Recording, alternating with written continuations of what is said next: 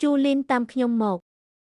យើងត្រូវតែបញ្ឈប់ការឈានទៅមុខរបស់ពួកគេចូលបងហេងអូននឹងហែកបងជាបំណែកដោយភ្លេចបន្ទោបំបែកពួកគេបានប្រែក្លាយពួកគេទៅជាផេះ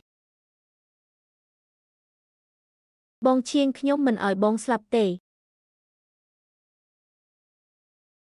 មកចុះបេសាចថ្មទុកឲ្យខ្ញុំសាក់លបងវាតែម្នាក់ឯងចូលយើងបញ្ចប់រឿងទាំងអស់នេះជាមួយគ្នាតោះបញ្ចូលគ្នាយៈថ្មសមរភូមិចុងក្រោយទើបតែចាប់ផ្ដើមប៉ុណ្ណោះ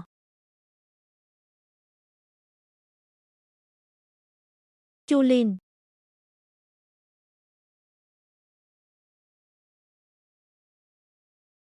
គ្រាន់តែស្លៀកអ្វីដែលអ្នកចង់បាន